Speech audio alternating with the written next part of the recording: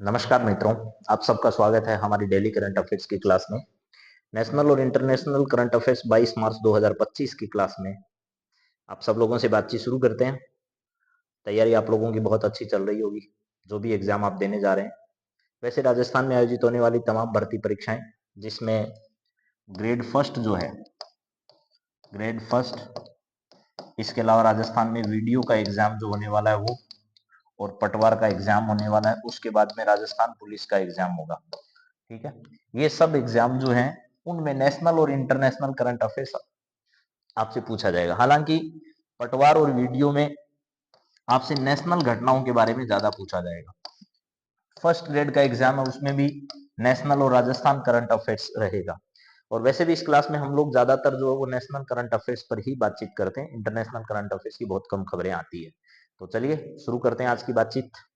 आज का पहला सवाल आप लोगों की स्क्रीन पर जो है वो है, हाल ही में भारत ने मुक्त अभिव्यक्ति सूचकांक जो है, यानी आसानी से आप लोग अपनी अभिव्यक्ति को रिप्रेजेंट कर सकते हैं, अपनी बातचीत को अभिव्यक्त कर सकते हैं, इसके लिए जो सूचकांक जारी किया गया है उसमें भारत जो है उसका स्थान कौन सा है। फर्स्ट ग्रेड में इस प्रकार के सवाल बहुत आते हैं।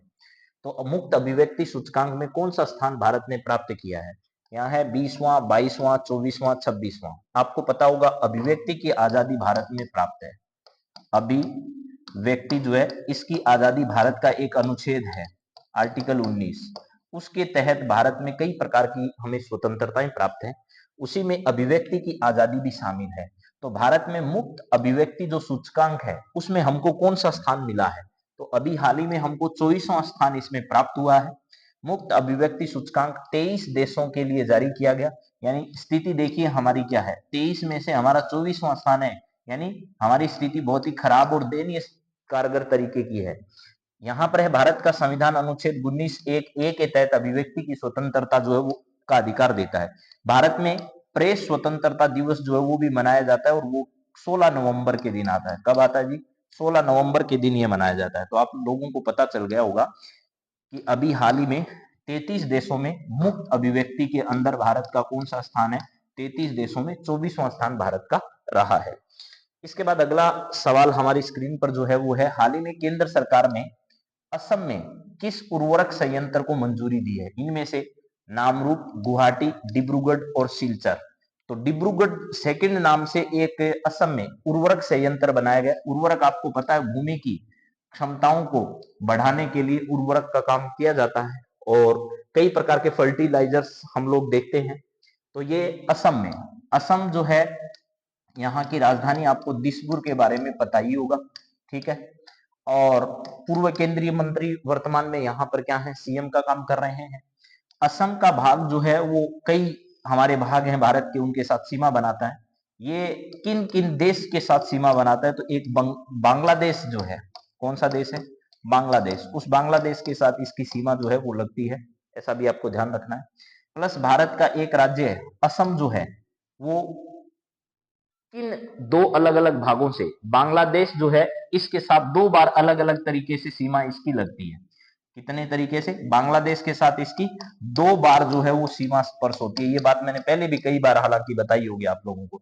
तो यहां पर जो है जरा देख लीजिएगा, नामरूप फोर्थ जो है, इस नाम से अभी हाल ही में क्या किया गया है, यहां पर दिसपुर के आसपास डिब्रूगढ़ जो जिला है वहां पर ये नामरूप जो है वो स्थित है। लेकिन यहाँ पर डिब्रूगढ़ जिले में स्थित है। मैंने यहाँ पर क्लिक कर दिया, लेकिन यहाँ ध्यान रखना डिब्रूगढ़ जो है वो जिला है। लेकिन आपसे पूछा जा रहा है कि उस उर्वरक संयंत्र का नाम क्या है? नाम उसका नामरूप रखा गया, लेकिन नामरूप है कहां पर? तो ये नामरूप डिब्रूगढ़ जिले के अंदर स्थित है, ऐसा आपको ध्यान रखना है। कहां पर है? डिब्रूगढ़ जिले में ये नामरूप जो है यहाँ पर स्थित है। तो नामरूप 4 के नाम से इस संयंत्र को क्या किया गया? बढ़ा दिया। उर्वरक कृषि उत्पादन को बढ़ावा देने में क्या करते हैं? मदद करते हैं। फर्टिलाइजर एक जो है वो वहां पर संयंत्र जो है वो स्थापित किया गया, लेकिन वो नामरूप 4 के नाम से किया गया। लेकिन वो जिला कौन सा है? नामरूप जो जगह है वो है डिब्रूगढ़ जिले के अंदर। हाल ही में केंद्रीय खेल मंत्री मनसुख मांडविया, ये मैंने एक दो दिन पहले भी चर्चा में आपको बताया था, राजस्थान के मुख्यमंत्री भजनलाल शर्मा ने अभी हाल ही में इनसे मुलाकात भी की थी। और इन्होंने नई दिल्ली के अंदर, कहां पर? न्यू दिल्ली के अंदर अभी हाल ही में जो हमारे पैरा खिलाड़ी हैं उनके लिए पैरा जो गेम्स है, पैरा गेम्स जो है, पैरा खेलो इंडिया गेम्स, खेलो इंडिया गेम्स जो है इनका उद्घाटन किया था। पैरा खेलो इंडिया गेम्स जो है इनका उद्घाटन कहां पर किया गया था? न्यू दिल्ली के अंतर्गत किया गया था। ऊपर लिख दिया मैंने, नई दिल्ली में। और एक बात और ध्यान रखना, इन पैरा खेलों में 3 जगह इन खेलों का आयोजन किया जाएगा। इंदिरा गांधी स्टेडियम, जवाहरलाल नेहरू स्टेडियम और आपको पता होगा एक शूटिंग रेंज जो है, वहां पर 3 जगह इसको जो है वो क्या किया जा रहा, आयोजन हो रहा है। फिट इंडिया आइकन जो है, इसके में किसको नामित किया? फिट इंडिया आइकन के रूप में आयुष्मान खुराना जो है, इनको अभी हाल ही में इन्होंने क्या किया है, फिट इंडिया आइकन बनाया है।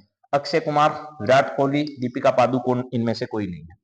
तो यहां पर आयुष्मान खुराना बॉलीवुड अभिनेता है। और फिट इंडिया मिशन जो वो 2019 में शुरू किया गया था। मनसुख मांडविया भारत के केंद्रीय खेल मंत्री हैं वर्तमान में। चलिए नेक्स्ट बात करते हैं। हाल ही में भारतीय प्रतिस्पर्धा आयोग आईसीसीआई जो है, यानी सीसीआई है, आईसीसीआई नहीं है, यहां ध्यान रखना, सीसीआई है, भारतीय प्रतिस्पर्धा आयोग है। टाटा सन्स को टाटा प्ले में अपनी हिस्सेदारी कितने प्रतिशत बढ़ाने की अभी हाल ही में मंजूरी दी है? तो ये भारतीय प्रतिस्पर्धा आयोग ने टाटा सन्स को टाटा प्ले में अपनी कितनी परसेंट भागीदारी बढ़ाने का जो है वो हिस्सेदारी दी है? तो 10%। भारतीय प्रतिस्पर्धा आयोग की स्थापना 2003 में की गई थी। टाटा सन्स भारत की एक प्रमुख व्यापारिक समूह है। टाटा ग्रुप को आप सब जानते हैं, टाटा पावर्स के नाम से भी है, टाटा सन्स के नाम से भी है, सब जगह है। टाटा प्ले एक डिजिटल मनोरंजन प्लेटफॉर्म है। ठीक है, तो ये दो अलग अलग समूह है, एक है टाटा सन्स और एक है टाटा प्ले। टाटा प्ले जो है वो डिजिटल मनोरंजन प्लेटफॉर्म है और टाटा सन्स जो है वो भारत के एक प्रमुख व्यापारिक समूह है। तो इन दोनों के बीच में 10% हिस्सेदारी देने के लिए अभी हाल ही में क्या हुआ है, बातचीत हुई है। तो यहाँ पर है कि टाटा सन्स को टाटा प्ले में अपनी कितने प्रतिशत हिस्सेदारी जो है वो बढ़ाने की बातचीत हुई है, तो 10% हिस्सेदारी को लेकर के बातचीत हुई है। इसके बाद अगला सवाल देखते हैं क्या है। नवीनतम वैश्विक खुशी रैंकिंग के अनुसार सबसे खुशहाल देश कौन सा है? देखिए अभी हाल ही में वैश्विक खुशी रैंकिंग, हैप्पीनेस इंडेक्स है, क्या है? Happiness index. हैप्पीनेस इंडेक्स जो है बहुत इंपॉर्टेंट है, ये जरूर आपको ध्यान रखना है। हैप्पीनेस इंडेक्स जो है, इसके अंदर सबसे खुशहाल देश जो है उसका नाम है फिनलैंड। फिनलैंड, डेनमार्क, ये सब, स्वीडन, ये सारे देश वो हैं जहां पर खुशहाली का रेट हमेशा ज्यादा है, वहां पर ग्रोथ रेट भी ज्यादा है, वहां पर लोगों का लिविंग स्टैंडर्ड जो है वो भी बहुत ज्यादा है। तो यहाँ पर इनमें कौन सा देश है? फिनलैंड जो है वो सबसे खुशहाल देश है। नॉर्वे भी है, डेनमार्क भी है, स्विट्जरलैंड भी है, ये सारे देश वो हैं जिनका हर इंडेक्स उठाकर अगर आप देखोगे तो आपको वो हमेशा पहले, दूसरे, तीसरे नंबर पर ही मिलेंगे। चलिए यहाँ पर है वैश्विक खुशी रैंकिंग संयुक्त राष्ट्र द्वारा क्या की जाती है, जारी की जाती है। फिनलैंड जो है वो इसमें है। फिनलैंड की राजधानी जो है वो हेलसिंकी है और भारत 2023 की रैंकिंग में 126वें स्थान पर था। तो आज का मेरा सवाल है, भारत जो नई रैंकिंग जारी की गई है उसमें कौन से नंबर पर है? और ये इंपोर्टेंट मानकर याद कर लीजिएगा, परीक्षा की दृष्टि से बेहद इंपोर्टेंट है। चलिए नेक्स्ट बात करते हैं। भारत सरकार की दो प्रमुख परमाणु ऊर्जा परियोजनाओं में, दो परमाणु परियोजनाओं से ये कह रहा है गोरखपुर परमाणु ऊर्जा परियोजना कहां स्थित है? भारत की दो परमाणु ऊर्जा परियोजना, आपको पता होगा भारत में 1974 के अंदर, ठीक है, 1998 के अंदर दो हमारे परमाणु परीक्षण हुए। एक परमाणु परीक्षण के समय हमारे प्रधानमंत्री थे अटल बिहारी वाजपेयी, तो एक परमाणु परीक्षण के समय हमारी प्रधानमंत्री थी इंदिरा गांधी जी। और बड़े अथक प्रयासों से ये परमाणु परीक्षण जो है वो पूरे किए गए थे और दुनिया भर में इनकी चर्चाएं हुई। हालांकि उसके कुछ समय बाद पाकिस्तान ने भी कहा कि हम भी परमाणु शक्ति संपन्न राष्ट्र हो चुके हैं। तो दो प्रमुख परमाणु ऊर्जा परियोजनाओं में से गोरखपुर परमाणु ऊर्जा परियोजना कहां पर क्या है, स्थित है? उत्तर भारत में। तो गोरखपुर आपको नाम से स्पष्ट होगा, गोरखपुर यूपी में है। गोरखपुर कहां पर है? यूपी में। और यूपी जो है वो उत्तरी भारत का हिस्सा है, क्या है? उत्तरी भारत के अंतर्गत जो है वो ये शामिल है। तो यहाँ पर तो ज्यादा सोचने की जरूरत नहीं है, उत्तर भारत इसका राइट आंसर हो जाएगा। नेक्स्ट बात करते हैं। गोरखपुर उत्तर प्रदेश में स्थित है। यह परियोजना भारत की परमाणु ऊर्जा क्षमता को बढ़ावा देती है। भारत का पहला परमाणु ऊर्जा संयंत्र कौन सा था? तो तारापुर परमाणु ऊर्जा संयंत्र था। अगर राजस्थान की बात करें तो आप लोगों को मालूम होगा, राजस्थान के चित्तौड़गढ़ में, राजस्थान के कहां पर? चित्तौड़गढ़ के अंदर, चित्तौड़गढ़ में, ठीक है, परमाणु ऊर्जा संयंत्र की क्या की गई थी? स्थापना। रावत भाटा चित्तौड़गढ़, रावत भाटा, रावत भाटा, ठीक है, यहां पर सबसे पहले क्या की गई थी? स्थापना की गई थी परमाणु ऊर्जा संयंत्र। हाल ही में भारत और फ्रांस के बीच में, ये सवाल पिछली क्लास में आ चुका है, भारत और फ्रांस के बीच में आपको पता है वरुण युद्धाभ्यास का आयोजन हो रहा है। वरुण से याद रखना, ये एक नौसैनिक युद्धाभ्यास है। क्या है? नौसैनिक युद्धाभ्यास है। और इसका कौन सा संस्करण, 23वां या 24वां, 22वां नहीं है, 21वां नहीं है, तो 23वां जो अभ्यास है इसका वो भारत में आयोजित हो रहा है। वरुण का भारत और फ्रांस के बीच आयोजित किया जा रहा है। फ्रांस की राजधानी पेरिस है, आप लोग सब जानते हैं। यह अभ्यास दोनों देशों के बीच, नौसेनाओं के बीच में आपसी सहयोग को बढ़ावा देने के लिए क्या किया जा रहा है, तैयार किया जा रहा है। तो इसको थोड़ा देख लेना है। हाल ही में भिवंडी में किस महान व्यक्ति को समर्पित पहले मंदिर का उद्घाटन किया गया है? भिवंडी जो जगह है वो है महाराष्ट्र के अंदर। कहां पर है? महाराष्ट्र के अंदर है। और महाराष्ट्र का नाम आते ही आपको समझ गए, क्योंकि महाराष्ट्र के लोग शिवाजी के बड़े परम भक्त होते। जैसे राजस्थान में लोग महाराणा प्रताप को अपना आदर्श पुरुष मानते हैं, वैसे ही अगर आप महाराष्ट्र में जाओगे तो शिवाजी को अपना आदर्श पुरुष वो सब लोग मानते हैं। तो ऐसे ही यहाँ पर छत्रपति शिवाजी महाराज जो है वो आपके यहाँ मंदिर उनका पहला बनाया गया है। ठीक है, कहां पर? भिवंडी। ये कहां पर है? महाराष्ट्र में। महात्मा गांधी, भगत सिंह, सरदार पटेल ये सब नहीं है। यहाँ पर छत्रपति शिवाजी महाराज मराठा साम्राज्य के संस्थापक माने जाते हैं और पूरा भाग दक्षिण भारत से लेकर के उत्तर भारत तक उनका एक समय डंका बोलता था। हालांकि मुगलों की वजह से वो दिल्ली पर अपना साम्राज्य स्थापित नहीं कर पाए, क्योंकि आपसी लोगों का सहयोग नहीं लिया होगा, या बाद के जो उनके जो उत्तराधिकारी थे वो सब ये नहीं कर पाए। भिवंडी जो है वो महाराष्ट्र में, शिवाजी महाराज का जन्म जो है वो 1630 में हुआ। अभी हाल में एक मूवी आई थी जिसकी खूब चर्चा हुई और जिसका नाम था छावा। छावा का मतलब होता है शेर का बच्चा। क्या होता है?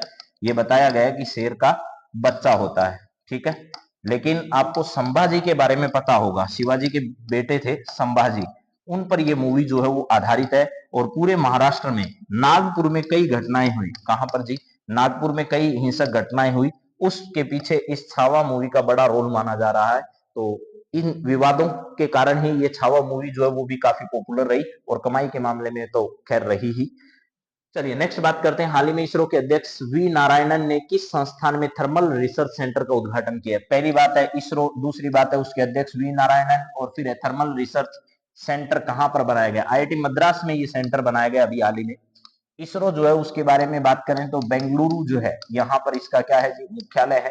15 अगस्त के दिन, 15 और अगस्त जो है 1969 को इसकी स्थापना की गई। याद ध्यान रखना, नासा जो है, नासा, इसकी स्थापना 1959 में हुई, यानी हमसे 10 साल पहले वो अपना जो है वो रिसर्च सेंटर कह दीजिए या अंतरिक्ष एजेंसी स्थापित कर चुके थे। और इसके अध्यक्ष की अगर बातचीत करें, वर्तमान में इसरो के अध्यक्ष की अगर बातचीत करें तो वी नारायणन है। वी नारायणन जो है वो इसके क्या है? अध्यक्ष हैं। तो अभी हाल ही में आईआईटी मद्रास जो, आईआईटी जो है वो देश के पॉपुलर इंस्टीट्यूशन में शामिल है। भारत की प्रतिष्ठित संस्थाओं में आईआईटी का नाम जो है वो शुमार है। अगर बात करें आईआईटी की तो पहले देश में केवल 10 आईआईटी हुआ करते थे, आज इनकी संख्या लगभग 20 के आसपास पहुंच चुकी है, और 1969 में स्थापना हो गई है। और आईआईटी मद्रास की स्थापना 1959 में ही हो चुकी। थर्मल रिसर्च सेंटर अंतरिक्ष अनुसंधान में मदद करेगा, इसके लिए स्थापित किया गया है। प्रतिवर्ष विश्व कविता दिवस कब मनाया जाता है? यहाँ लिखा है कविता दिवस, लेकिन कविता दिवस आपसे कोई नहीं पूछेगा। एक तो हमने पिछले दिनों में चर्चा की है, गोरैया दिवस जो है वो बात याद रखनी है, अंतरराष्ट्रीय गोरैया दिवस। एक हम लोगों को बात करनी है वानिकी दिवस, वानिकी दिवस के बारे में जो है वो बात करनी है। और आज जो है वो 22 तारीख है, तो 22 तारीख को कौन सा दिवस मनाया जाता है ये भी बता दीजिए। आप लोगों को पता होगा जल दिवस किस दिन मनाया जाता है? जल दिवस जो है वो 22 मार्च के दिन आता है। कब आता है जी? 22 मार्च के दिन आता है। और 21 तारीख जो थी आपकी, 21 तारीख को आपने वानिकी दिवस जो है वो मनाया गया। और उससे पहले 20 तारीख जो थी, 20 तारीख को आपने गोरैया दिवस जो है वो मनाया था। तो ये रट्टा मार लीजिए। और मैंने 22 के बाद आपको ये भी बता दिया कि अब मार्च के बाद आएगा अप्रैल। तो अप्रैल में कौन सी तारीख याद करनी है? अप्रैल के बाद में आएगा मई, मई में कौन सी याद करनी है? जून में कौन सी करनी है? तो ये सारी मैंने कल परसों ही बताई आपको। तो यहाँ पर सही आंसर जो है वो आपका 22 मार्च किसका होगा? जल दिवस का याद करना है। और यहाँ पर तो खैर कविता के बारे में कोई नहीं पूछेगा, कविता दिवस जो है 21 मार्च को। हालांकि इस सवाल में मैंने राइट का निशान जो है वो यहाँ लगाया, लेकिन ये 22 मार्च से संबंधित था, तो इसका जरूर ध्यान रखना, कविता का संबंध। ठीक है, तो कविता दिवस पहली बार 1999 में मनाया गया। हिंदी दिवस, यह दिवस कविता को बढ़ावा देने के लिए मनाया जाता है। कविता साहित्य की एक महत्वपूर्ण जो है वो विद्या है। हिंदी दिवस कब आता है ये भी बता दीजिए।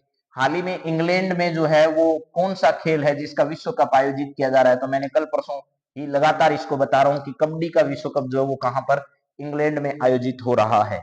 इसके बाद में बात करें, कबड्डी जो है वो भारत का एक पारंपरिक खेल है और इंग्लैंड की राजधानी लंदन है। इंग्लैंड को हम कभी नहीं भूलेंगे। कबड्डी विश्व कप पहली बार 2004 में आयोजित जो है वो किया गया। एक आपसे पूछा जाए खो खो विश्व कप, तो खो खो विश्व कप ध्यान रखना पहली बार भारत में ही आयोजित किया गया अभी, ठीक है, भारत में ही फर्स्ट टाइम आयोजित किया गया और महिला और मेल और फीमेल दोनों का आयोजित, और दोनों में ही भारत जो है वो विजेता रहा। दोनों में ही भारत जो है वो विजेता रहा। प्रधानमंत्री नरेंद्र मोदी ने संशोधित राष्ट्रीय गोकुल मिशन जो है, राष्ट्रीय क्या है, गोकुल मिशन है। इस गोकुल मिशन के लिए कितने करोड़ रुपए की राशि जो है वो अभी हाल ही में क्या की है, आवंटित की है? 3400 करोड़, 3800 करोड़, 4000 करोड़, 4500 करोड़। तो 3400 करोड़ रुपए की राशि गोकुल मिशन के अंतर्गत अभी दी है। यहाँ इसका उद्देश्य लिखा है देशी गायों को संरक्षण को बढ़ावा देने के लिए, और ये गोकुल मिशन 2014 में शुरू किया गया था। भारत में गाय को पवित्र जो है वो माना जाता है। तो 3800 करोड़ रुपए या 3400 करोड़ रुपए, तो 3400 करोड़ रुपए है, यहां ध्यान रखना। 3800 पर टिक मत कर देना जल्दीबाजी में, 3400 करोड़ रुपए। और राष्ट्रीय गोकुल मिशन का उद्देश्य क्या है, देशी जो गाय हैं उनको क्या करना है, बढ़ावा देना है, इसके लिए इसे शुरू किया गया है। चलिए नेक्स्ट सवाल देखते हैं।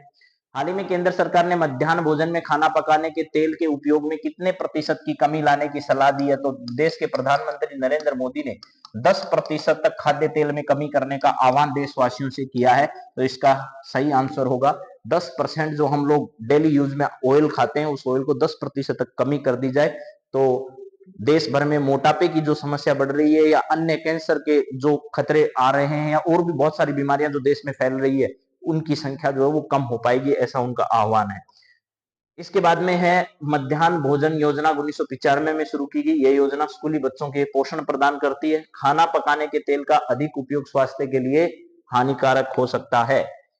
अब मैं रिवीजन करा देता हूं पिछली क्लास में जो पढ़ा है। हाल ही में क्रू ड्रैगन अंतरिक्ष यान के माध्यम से पृथ्वी पर वापसी करने वाले नासा के अंतरिक्ष यात्री सुनीता विलियम्स और बुच विलमोर थे।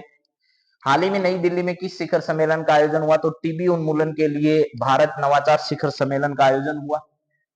दिल्ली पुलिस की शिष्टाचार स्क्वाड योजना का प्रमुख उद्देश्य जो है वो महिलाओं को मानसिक और शारीरिक सुरक्षा प्रदान करना है। उत्तर प्रदेश राज्य सरकार ने राजकीय पर्यटन केंद्र जो है वो महर्षि दधीची कुंड जो है यहाँ पर बनाने का फैसला किया है। हाल ही में पंजाब राज्य सरकार ने जो है वो विधानसभा की कार्रवाई जानने के लिए सर्च इंजन जो वो जारी किया है। डिजिटल भुगतान लेन देन में 2024-25 का रिकॉर्ड जो वो 18,000 करोड़ रुपए का रहा है। भोपाल में जो है वो अभी हाल ही में जल स्थिरता सम्मेलन 2025 का आयोजन किया गया। हाल ही में केंद्र सरकार और व्हाट्सएप जो है ये दोनों डिजिटल जो धोखाधड़ी हो रही है और इनके जो व्यापक खतरे देश के सामने आ रहे हैं उन दोनों को दूर करने के लिए आपस में हाथ मिलाया है। टाटा पावर ने अभी हाल ही में ऊर्जा साक्षरता अभियान जो वो शुरू किया है। विश्व गोरैया दिवस 20 मार्च को मनाया जाता है। हाल ही में द्विपक्षीय नौसैनिक अभ्यास वरुण 2025 का 23वां संस्करण जो है वो क्या किया जा रहा है, आयोजित। और आरबीआई और बैंक ऑफ मॉरिशस ने जो है वो द्विपक्षीय व्यापार में स्थानीय मुद्राओं के उपयोग पर एक समझौता किया। और इंदौर जो है यहाँ पर भारत का पहला पीपीपी आधारित ग्रीन वेस्ट प्रोसेसिंग यूनिट स्थापित करने जा रहा है। तो ये सारी जानकारियां हैं। 20 से अधिक सवाल मैंने आपको बता दिए हैं। कल का दिन आपके लिए इंपॉर्टेंट है क्योंकि सप्ताह भर की सारी खबरें कल मैं आपको रिवाइज कराऊंगा। तो कल का क्लास का इंतजार जरूर करिएगा। आप सबको बहुत बहुत धन्यवाद। Good night, thank you.